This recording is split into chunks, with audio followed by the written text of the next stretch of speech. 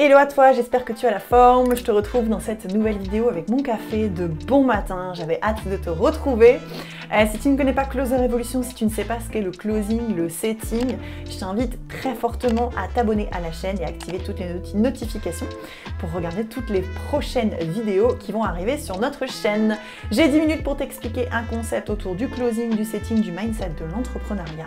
Aujourd'hui, on va parler de closer ou de setter à l'international. Let's go, c'est parti.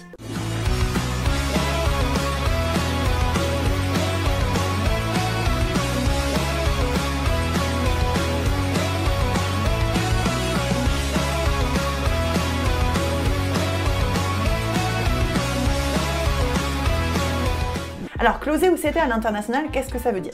Attends, 2 minutes. À force de faire des vidéos, il est froid.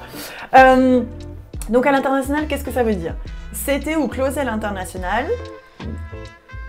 t'as deux manières de voir les choses, entre guillemets. C'est soit toi qui est nomade et qui bouge un peu partout et qui a des clients soit français, soit à l'international.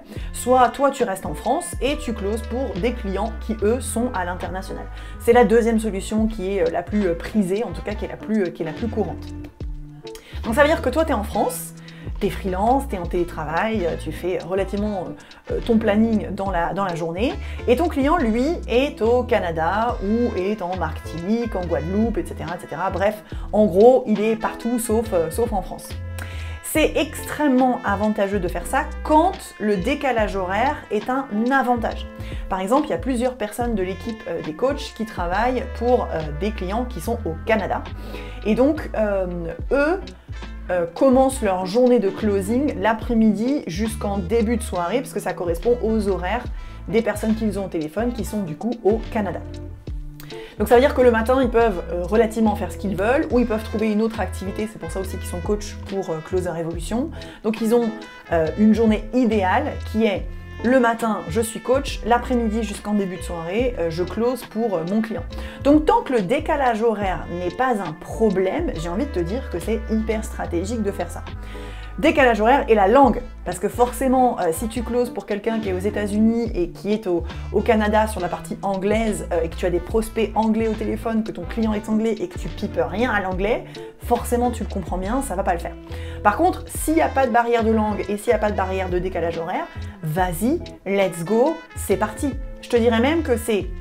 Alors, c'est pas plus stratégique que d'avoir un client français, mais je trouve ça hyper sympa d'avoir des clients au téléphone qui ne sont pas français, parce qu'en fait, ta gestion des objections, ton annonce des prix, etc., n'est pas du tout la même pour des clients, des prospects qui sont canadiens, qui sont américains, etc., que pour des Français. Les Français adorent l'objection, j'ai besoin d'y réfléchir. Il y a quand même beaucoup d'objections aussi liées aux finances. Donc ça peut changer les choses de closer à l'international. Donc encore une fois, si pas de souci de décalage horaire et si pas de souci de langage, closer à l'international, ça peut être hyper stratégique et aussi hyper sympa. Maintenant attention, parce que si tu fais un contrat avec un client qui est à l'international, si jamais tu devais avoir un problème, comment je pourrais dire, d'ordre juridique, le client ne te paye pas tes factures ou le client n'est pas hyper réglo avec toi, ben pour te protéger, vu que c'est un client à l'international, c'est un peu plus complexe. Maintenant, on va pas se le cacher, si tu bosses avec un client français, que tu as signé un contrat avec lui et que tu te retrouves à potentiellement ne pas te faire payer tes factures, ça reste aussi complexe parce que du coup il faut que tu engages un avocat, des frais qui vont avec et donc parfois le delta entre récupérer ta commission et aller le chercher avec un avocat, c'est pas hyper stratégique. Donc je te dirais que le risque est quand même relativement limité si jamais tu as envie de closer à l'international. Moi je trouve ça hyper sympa parce que tu as accès à un autre mindset, parce que tu as accès à d'autres objections, à un autre script, parce que tu as accès à d'autres façons de faire, parce que tu peux organiser tes journées d'une manière différente, hein, puisque pour eux, par exemple, ceux qui sont au Canada, closer le matin, ça fait pas sens parce que c'est la nuit ou qu'en gros il est très tôt au Canada. Ça veut dire que le matin, soit je peux profiter de mes enfants, soit je peux développer une autre activité, soit je peux devenir coach, soit je peux... Bref, j'organise mes journées comme je le veux et ça, je trouve ça génial. Donc vraiment, c'est quelque chose sur lequel je pense que tu devrais essayer. Même chercher un client, je sais pas forcément toujours à l'international, mais en Suisse, au Luxembourg, en Belgique, tu vois ce que je veux dire? Ne serait-ce que, voilà, aller chercher d'autres horizons que la France.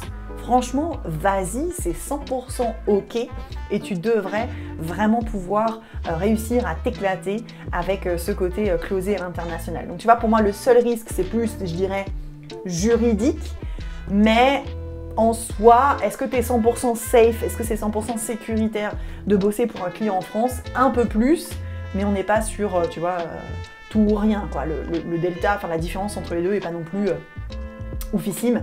Donc vraiment, je te dirais, c'est un truc à tenter, c'est un truc à essayer et je pense que tu peux clairement t'éclater.